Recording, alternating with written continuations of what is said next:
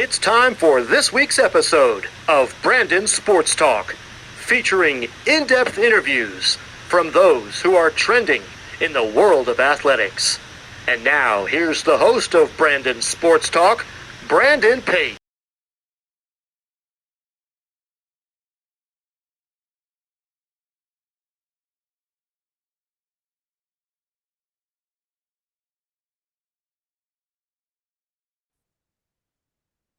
Welcome back to Brandon Sports Talk. In today's episode, I have the privilege to interview the LIU head women's golf coach, Coach Lily Bartell. How are you doing today?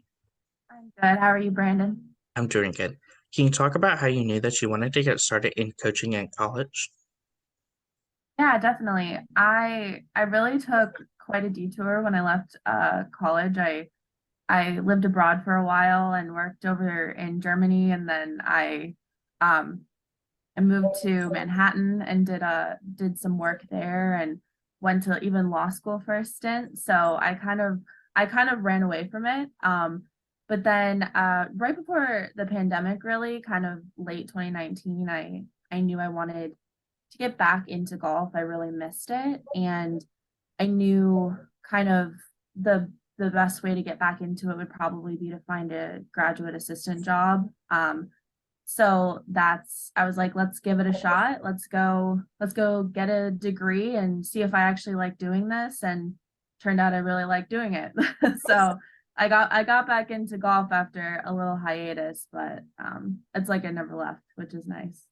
What was that like going to Bowling Green to compete in collegiate golf? It was really special. Coach Young kind of took a chance on me. I was a little bit late in the recruiting process, and I kind of didn't know much about Bowling Green going into it. I knew they had a decent journalism program. I knew the coach was awesome, the team was good, so I took a shot and I had a blast. It was a really fun 4 years, and had some success on the course and off the course, and made a lot of good friendships. So it was really cool. Of course, what were some of your collegiate accomplishments on the golf side at Bowling Green?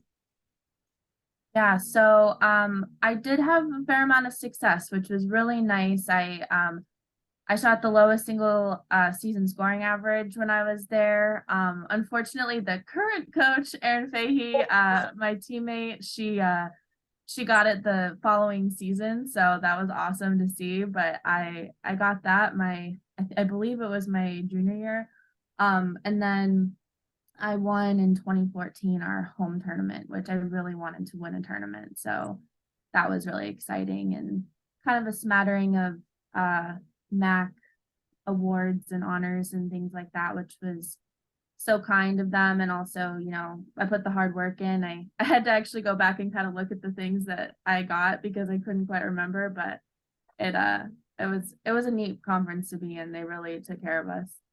Of course, during that short time, what was that like, obviously holding that record for being the lowest single game?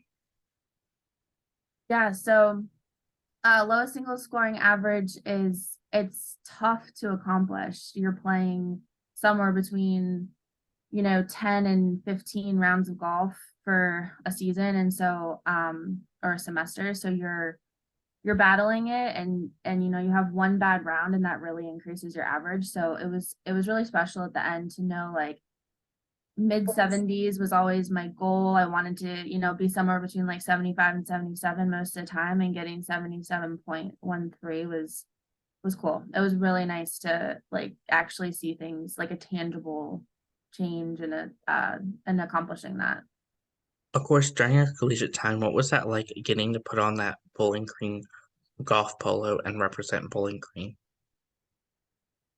It was fun. Our colors were orange and brown, so it was always kind of funny trying to find oranges that we liked, and trying to lean toward black rather than brown. But it was really fun to be able to put on those polos and represent BG.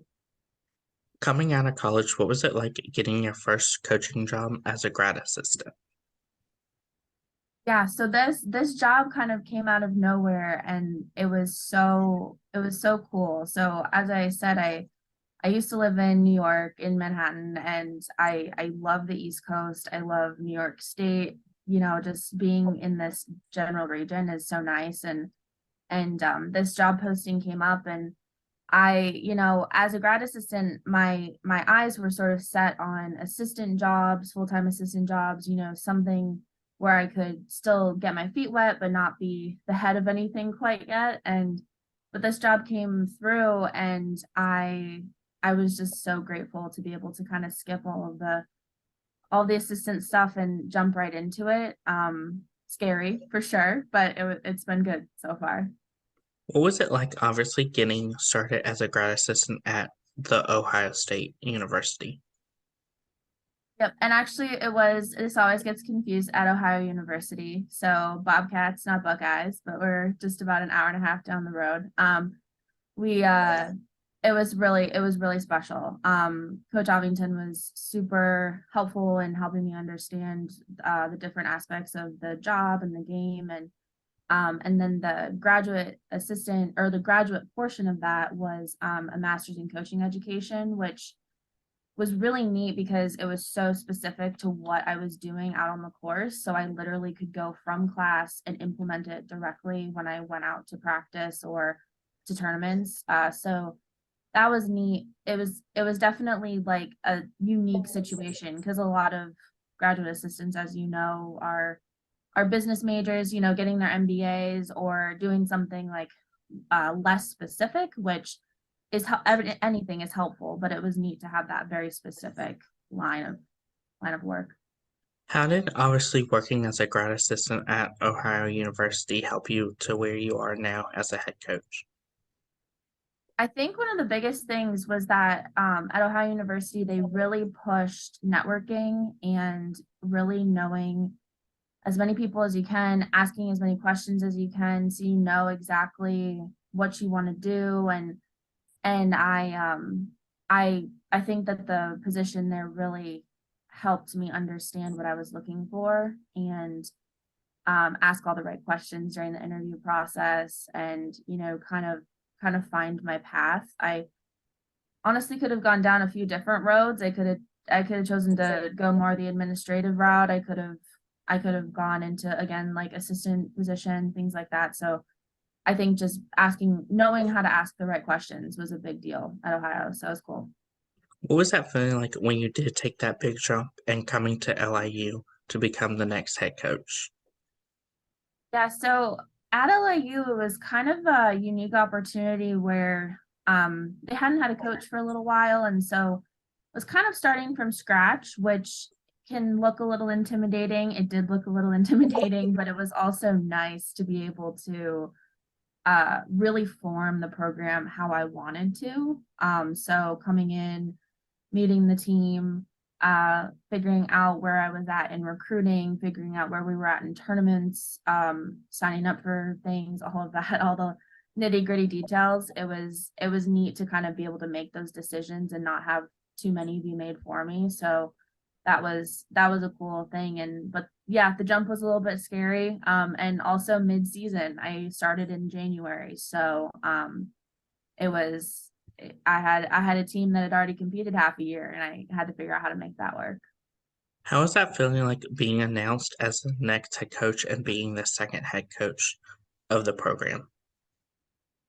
Yeah, so it was really special. It was something that I kind of looked forward to and kind of thought it might be a little further down the road, honestly. Thought it might be, 5, 7 years down the road kind of thing. So it was really cool to see it happen, and also be able to go to a school and commit to a school that I actually really believed in and wanted to be a part of. Of course, after you got announced to become the head coach, what was the process like rebuilding the culture and building it as your own program? Yeah, so we did a ton of team building activities, which I'm sure the girls will look on fondly. But I wanted to get to know them. I wanted to get to know what their goals were, how they wanted to see the program be, and how they wanted to, just kind of form their own program. I'm a vessel for them. sure, there are a lot of things that I want to structure and I have intention with things, but it's their program. So I make sure that, or I made sure that those things were taken care of. And then I started kind of building the structure of the team and the structure of our tournament schedule and all of that around those goals and those ambitions that they had. As a new head coach, what was that process like building the roster and building the staff around you along with the scheduling? Yeah. So when it comes to the roster, this last year or this past fall, so one semester ago, I brought in two girls, one transfer student and one freshman, and we really just enjoy having them here and them sort of becoming part of the team here because they've had the same girls on the team for quite a while. And so being able to integrate some new perspectives and from different spots and just being able to do that. And then the school was behind on recruiting. So we had those two come in, and then I've been able to like really dig in for the class of 23 and 24. So that's been cool. And then what was the second part of your question? What was that like building the coaching staff and the schedule? Oh yeah. So coaching staff, I actually don't have any staff. It is me as coach, head coach and all the other things, but I also have an awesome associate athletic director who is my right hand man. He helps us out so much and is very knowledgeable about the school and about the programs, and so he's a big help when it comes to having kind of a lack of staff in that regard. And then tournaments, I looked for kind of what we had done in the past, what other teams were doing, some courses or tournaments that might be a little bit more challenging, so I could see where the team was with their skills and strategies. And then, of course, the one that we knew would happen was our conference championship. So that was helpful to know that that was something we could add to the schedule. Of course, what does a typical game day look like for tournaments? Yeah, so depending on the tournament, we either have 18 holes one day or 36 holes one day. 18 holes, obviously, 4 or 5 hours, one and done. 36 holes is a grind, pretty much sun up to sundown. So we'll get to the 18-hole days, we get to the course, we'll all go in the van, we will practice, we'll putt, chip, all that jazz, and then typically it's either tee times or a shotgun. If it's an 18-18 tournament, often it's tee times, sometimes shotgun, but often tee times. And then with 36 holes, it's usually a shotgun, and we will go off probably like 9 o'clock ish, get done about 7 ish. So it's a long grind, but it's fun, especially being able to do it with teammates and you're not just out there completely by yourself, which is cool. And then the usual dinner, homework, bed, hopefully not too much homework, hopefully they get enough done before we leave, but so nothing too fancy, but that's kind of how it goes down usually. Of course, for those games that you said you have 36 holes, how do you keep the momentum up for your team? Great question. And that is always like the code I'm trying to crack. So it's a lot to do with what I provide for them. So whether it is hydration, food, making sure that they have enough energy in that way. And then also myself trying to stay as steady as possible. I'm also out there for 10 hours. So I do my very best at staying as steady as possible, not getting too high, not getting too low, and always encouraging. I never feel like there's any reason to get upset on course. Of course, we'll have those moments, in the locker room or post or in the van post tournament where I might have to get a little tougher, but it's not I just don't see like rubbing dirt in the wound is necessarily a good thing. So I try to stay as steady as I can and see how the day goes. Of course, for those days that you have multiple tournaments in a span of a week, how do you keep your team motivated throughout the week to prepare? Let's say if they win the first tournament, but they lose the second, and then they win the third.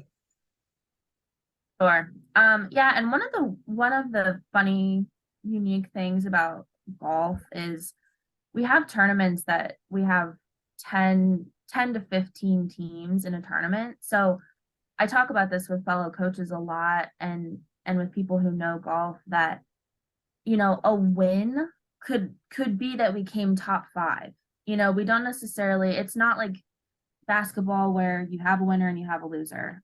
So that's kind of the cool thing too is, if we know we're going into this with our goal being top 3, top 5, or we know we can win it, like there's different levels of success. So when it comes to going between tournaments, I do my very best at assessing their stats every week at the tournament, fairways, greens, putts, misses, all of that, and making sure that we're addressing those things between weeks to make sure that those are all being steady. And then should there be like a bad loss or, we came trying to think of what would be considered kind of tough, like 10th out of 15 teams, that'd be a tough week. So give them a little space to feel their feelings, have their day off, get back to the grind of school, and then just wipe it off and brush it off and move on to the next tournament. So again, it does put a lot on me to stay steady, not too high, not too low, and just make sure that I'm looking at the stats and keeping their best interest in mind. But that's kind of how we transfer between tournaments. Our seasons are fairly short, usually like September, October, and then February, March, April-ish.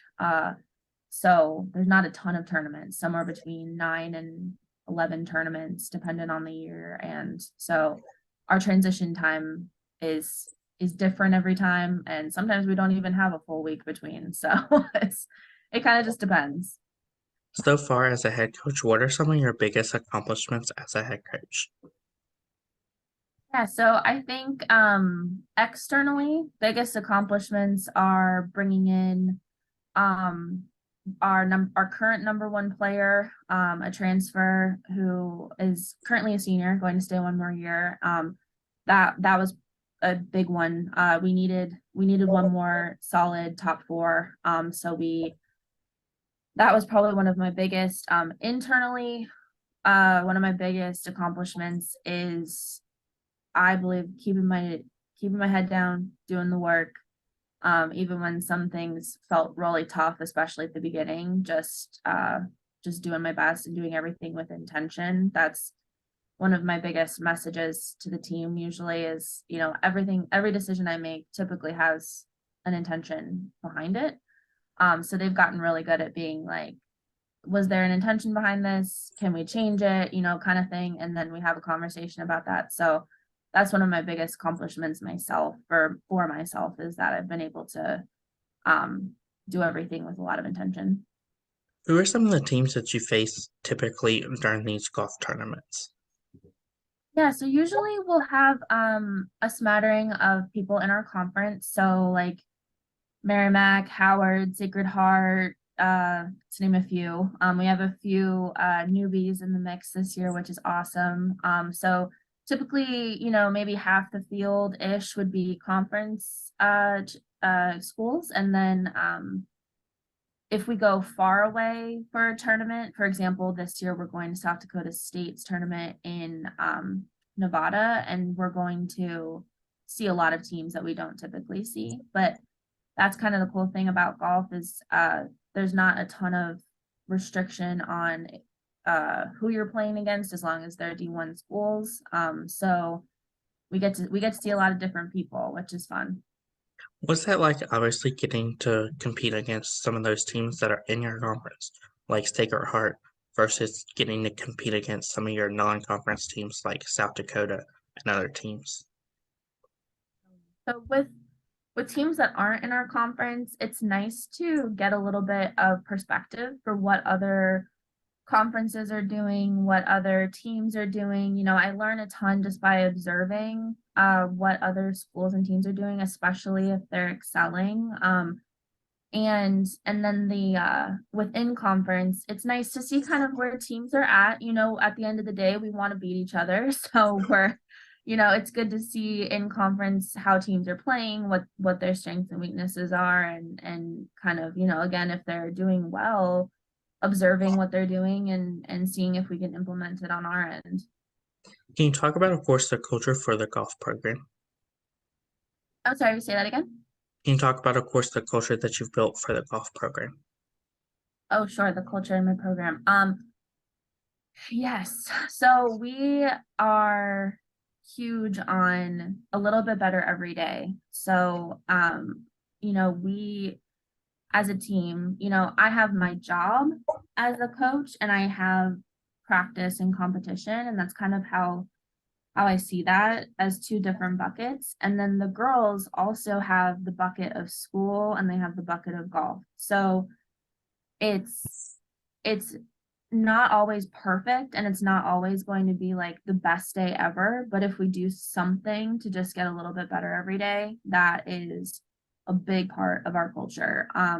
We also work really hard at well, it's a little bit me, a lot of them. I try to cultivate a culture that makes it so that they want to keep each other accountable. Last year, last semester, without my knowledge, which was great, they decided to keep each other accountable before one of our tournaments because we were nearing the end of the semester. Finals were quickly approaching. They all kind of felt a little bit scattered. And so they were in a text message chain together, telling each other what they were doing well, what they were working on. They were asking each other questions. It was really cool to be able to just extract myself and I didn't know what was happening until we got to the tournament. So they were doing their own thing, which was really cool. So I try to cultivate that culture where they're supporting each other and it's not just coming from the top, and then also just getting a little bit better every day.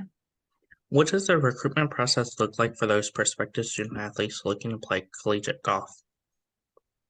Yeah, so with me, I usually like to have a intro Zoom call. Thankfully, with technology, it makes it so much easier, or even just a regular phone call, just to get to know them a little bit, get to know if LIU could be a good fit for them, why they're interested in LIU, if they've reached out to me, just kind of getting kind of question and answer almost from both sides. So we do that, and then I'll ask them for tournament schedules when they have them, and any updates that they have on SAT scores or all the nitty gritty stuff that we have to worry about. And then I'll go and hopefully watch them over the spring and summer if it's possible, depending on our schedule. And then we'll just keep talking. And then if they want to commit, we'll talk about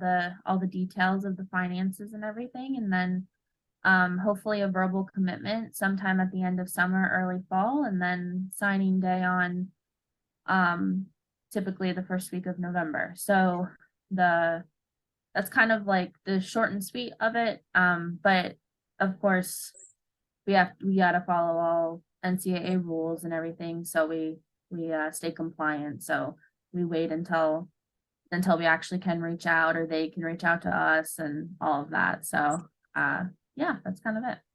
Of course, going on the road, what are some of the things that you look at as a head coach during the recruitment process? So on the road, I like to look at technique and strategy, making sure that those boxes are checked. Typically, by the time I'm watching somebody in person, I already kind of know that is the case, especially because like again with technology, they can send me videos of their swing at any time, really. And so I'll know at least the mechanics are there. I'll look at their course management and how they react when they inevitably hit a bad shot. No shot, no round or tournament is perfect. So I like to see how they react and then hopefully get to know them a little bit in person post tournament. And yeah, it's a lot of gut. As an athlete myself and as now a coach, I kind of go with my gut on how I feel an athlete will participate on our team, but that's kind of what I look for.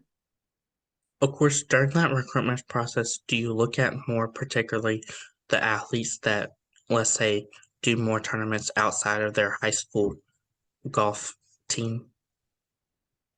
Yeah, so that is definitely what I look at. I look a lot at what tournaments they're playing. So mostly looking to see if they're first playing any AJGA or national based tournaments, and then looking to see if they're playing any of their state or local tournaments, and then kind of looking at high school. So that's kind of the hierarchy of what I look at. It's getting to the point at this level where if you're only playing high school tournaments, it's probably not going to be enough. But that I usually my ears perk up when I see AJGA tournaments as an alum of AJGA myself, and also as someone who's watched a lot of AJGA tournaments. It really is indicative of how they will be able to compete in college. What does that official visit look like once that prospective student athlete comes to the campus and sees the golf course? Yeah, we'll welcome them in. I'll show them our on-campus facilities and meet with them if they have any questions. Usually I'll try to pair up their visit with a on-campus tour so that they can see the stuff that the people on campus really know a lot about. I know campus, but they'll know like the fun facts and the nitty-gritty details. And so I'll have them do a tour, and then we'll show them the things that they might need to use while they're here, hopefully meet with some of the administrative staff, and any advisors that I can get them in touch with. And then they'll see the course that we play most of the time, and then they're welcome to go see any of the other courses we play around here on Long Island. There's so many courses, and so we kind of bounce around a bit, but I try to give them as big and broad a picture as I can of what it'll look like if they decide to come to LIU. As a head coach, what is it like obviously seeing those freshmen put on that powder blue golf polo for LIU versus putting it on for the last time as a senior? Yeah, so as freshmen, I think there's definitely with them and with me a little bit of nerves, like it's healthy nerves, it's exciting nerves, but it's how are we going to do? This is our first tournament. We're finally doing this, and at that point they would have done quite a lot of qualifying to get there. So, it's not totally new to them, but they've never swung a collegiate tournament before. So it's exciting and a little nerve-wracking too. And always want to acknowledge that the nerves because they're usually there. And then the last time it's so bittersweet. Like, by the time you get to your senior or fifth year, most of the athletes are kind of done with college golf, and I get it. I was too. And some move on to be professional athletes, and that's great too. But there's a sense of relief almost where it's like this is it. Let's go do this. What do we have to lose? And also just like really sad because this has been hopefully has been a great experience, and they'll miss their teammates and their friends, and not a lot of people get to do this, so it's a very unique experience and opportunity. What are some of your future plans moving forward for the program? Yeah, so future plans, a lot of recruiting. Want to recruit my culture and want to recruit our scoring average and want to do our very best there, and then get into and compete at bigger and better tournaments. A lot of that kind of stuff lands on me to network and communicate and research and all of that. So a lot of my goals have to do with doing that. And then long term, I would love to see a new facility on campus for us, some outdoor equipment and opportunities. There's so many things that could happen here. So it's exciting to know that there's opportunity and potential. And then also make as many contacts as possible on Long Island to be able to play as much as we can. We have some of the best golf courses in the country, in the world, here on our tiny but not tiny island. So it'd be really special to be able to play some of these places. So that's a few of my goals. There's always so many, but that kind of wraps it up. What advice would you give those high school athletes that are looking to play collegiate golf? Yeah, so I think one of the biggest is play and practice for sure. You know, hone your skills. Another is get yourself on one of the recruiting platforms. One of the biggest ones that I use is the NCSA. I know the AJGA has one as well. It's really helpful. It's a one-stop shop for coaches. We can see who you are, what your grades are like, what you want to do, if we have the major that you want to pursue. It really, really helps us. And then athletes can also pick the schools that they're really interested in and that, so we can see if someone really wants to be at LIU, then we can pursue that even more. So I'd say get yourself on a platform or work with a recruitment professional to help you. And then third, I would say tournaments. Again, play as many higher level tournaments as you can. If you can play AJGA, that's awesome. If you play more state and local events, that's great too. I never say don't compete as a high school student either. Like, do it.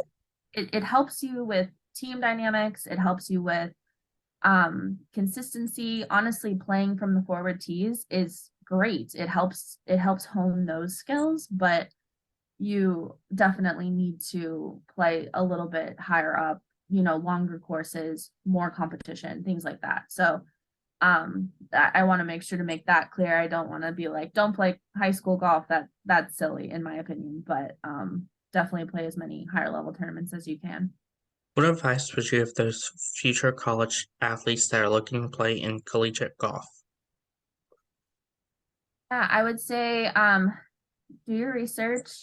Uh Coaches are interviewing you as much as you're interviewing them.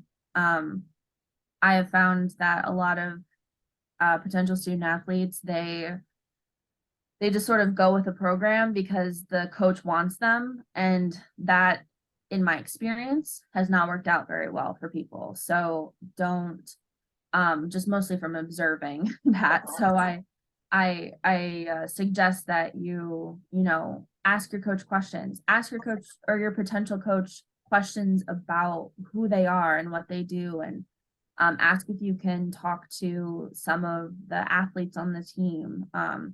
It's it's really, really helpful to do your homework. Don't jump in too fast, and pick location where you want to be. Make sure you know what conference you're going to be in. Make sure that if you want to be competitive and you want to potentially go to NCAAs, make sure that you're in a conference that can do that. It's just a lot of research that I honestly didn't have the tools to do when I was a recruit. So I tried to impart that mistake or that knowledge on as many potential student athletes as possible, because you want to end up where you're meant to be. You don't want to fit a square peg into a round hole. What advice would you give those college athletes that are looking to play professionally, whether it's the LPGAs, the US Opens, or even the national team? Yeah, so I don't have as much experience with athletes going pro yet. Hopefully that is very close in my future.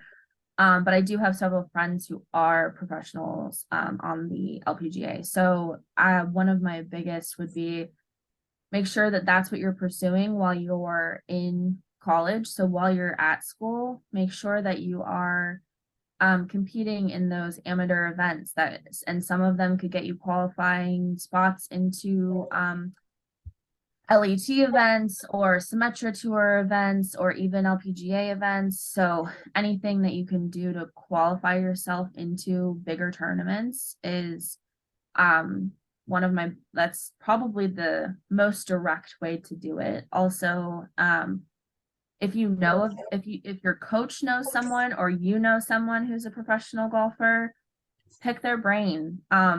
Most people are really happy to help. So if you're curious about how people got there, how they got sponsorships, how they, whatever it is, that just ask the questions because worst case scenario, you get a couple tips and that helps you get even further.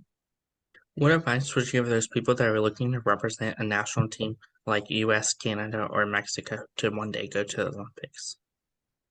Yeah, so golf is pretty new in the Olympics, which is really exciting and fun, and it adds an entirely different angle and perspective to the game. I would say definitely again, do your research about what kind of uh ranking you need, what kind of points you might need, uh what things can get you there, especially representing bigger countries or more represented countries in the PGA and LPGA. You're going to have a little bit harder time qualifying for the Olympics. Smaller countries or, where golf isn't quite as big, you might be a little bit better off. But for the bigger countries or more represented countries, I would say you're probably going to have to be a professional athlete. You're probably going to have to qualify in some capacity. So definitely just do your research. But I mean, I'd kill for it. It'd be so much fun to be able to go to the Olympics. So definitely give it a shot. What advice would you give those future college coaches looking to get started in coaching in golf? Yeah, I would really suggest reaching out to anyone you know in the industry. If you're like me and you were looking for a graduate assistant position, look online, see what postings are happening, see if any coaches are looking or any coaches might know someone who's looking. It is really kind of a who industry. So just ask the questions, and then there's a lot of platforms online, NCAA platforms, hiring platforms that will help show what opportunities are out there when it comes to anything like an assistant position or a head coaching position. Those are posted online as well. There's a lot of talk amongst coaches too of like who might be leaving, where there might be an empty position, something like that. So just use your resources and look online, and also educate yourself on the conference you might be entering, the work you might be doing, the tournaments you might be participating in, and also on the game of golf if you feel like you need to. I did feel like I kind of needed to, like, obviously I had played for, I mean, at this point I've played for like 20 years, but I knew how to play, but did I know how to teach it? And I was a little bit iffy on that. I felt like I knew the general gist, but I didn't know exactly how to tell an athlete what to do on their backswing or what impact was supposed to look like. Or I knew what it was supposed to look like for myself, but was I going to be able to do it for someone else? So I took a lot of online courses and did a lot of YouTube watching and educated myself on the game. Because a lot of coaches could come into this position and schedule tournaments and take kids to tournaments, and that could be their job, and that's fine. But if you want to like dig in with your athletes, you need to know the game. And I felt like I needed a little refresher. What advice would you give those future head coaches that are looking to build their own golf program? Yeah. Great question. There's so many moving pieces. I would say always start with the team, start with the people you have. If you're building an entirely new team at a school, you have the ability to literally fill those spots with whoever you feel would be a good fit. If you're dealing with a team that's already there and you're adding to it, then that's a whole nother structure. So definitely start with your athletes, see what they want, see what they need. You know, we're not always going to bow down to every single thing that they want, but why not give them some of what they want? If they're telling you exactly what they want, then give it a shot. They know their games well and they know what they've been doing and what might need to change. So that I would say is definitely start at the center, at the core with your athletes, and then kind of build out from there. It also is very dependent on where your school is at with the program. They might have tournaments scheduled 3 years out, so you don't even have to worry about that initially, or recruiting might have been done 3 years out and you don't have to worry about that. So it's sort of dependent on where the school's at and where your team's at, but just one thing at a time. There were several times where I could have been having one hand in practice, one hand in recruiting, one hand in tournament scheduling, and one hand in administrative paperwork. And you never do all 5 things well if you're doing them all at one time. So just try to do one thing at a time. That's great advice. Where can my listeners find you at on social media along with the LIU Women's Golf Program at? All right, you cut out for 1 second at the beginning. What was the start of that? Where can our listeners find you at on social media along with the LIU Women's Golf Program at? Oh, where can they find me? They can find me on our school's website. So I'm there with my email and my phone number. You can also find us, I believe we are LIUW Golf on all of our platforms. Mostly Instagram. That's what we're usually on.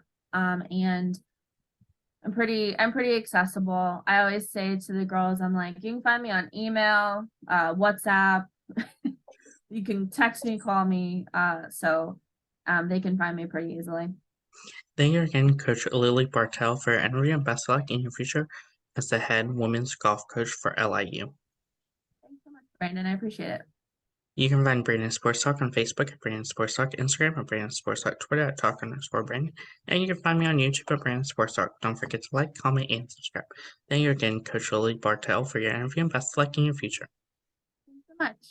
You've been watching Brandon Sports Talk. Please feel free to like, share, and subscribe to Brandon Sports Talk on social media and on YouTube.